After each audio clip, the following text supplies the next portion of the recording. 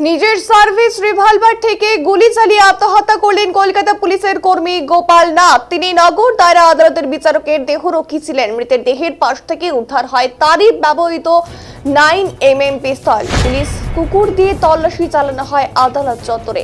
বুধবার সকালের এই ঘটনায় চাঞ্চল্য ছড়ায় সংশ্লিষ্ট আদালত চত্বরে। ঘটনাস্থলে পৌঁছে লালবাজারের গোয়েন্দা বিভাগ।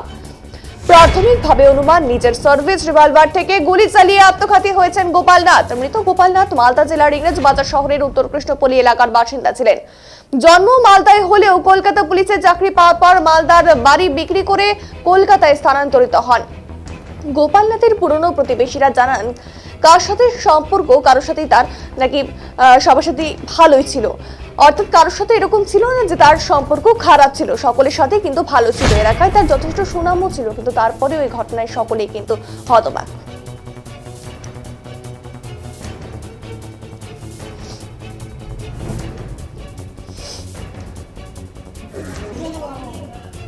খুব ভালো ছেলে। কথাবার্তা বলতেন আপনারা? আমরা কথাবার্তা বলতাম, আমাদের কাকিমা বলতো। কত বছর ছিল এখানে? এখানে অনেক দিন ছিল, জন্ম থেকে গোপাল ছোট থেকে এখানেই আছিল। গোপাল তো ভালো ছেলে ছিল, গোপালও ভালো ছিল, মাও ভালো ছিল।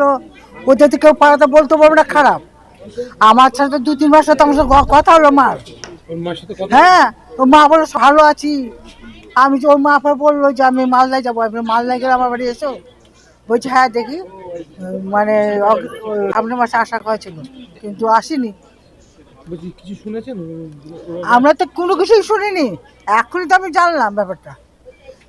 ছিল ও বেসিক্যালি আমরা পাড়ার ছেলে হিসাবে মিশতাম, খেলাধুলা একসাথে এসেছিল। তারপরে তো কেপিতে জয়েন করার পরে কলকাতায় ওরা শিফট হয়ে যায়। কি শুনেছেন? হ্যাঁ শুনেছি, তো খবরের মাধ্যমে শুনলাম যে ও নিজেই নাকি সুসাইড করেছে। কোনো সমস্যা ছিল? কোনো সমস্যা না না না, কোনো সমস্যা তো আমরা দেখিনি, ছোটবেলা থেকে একসাথে।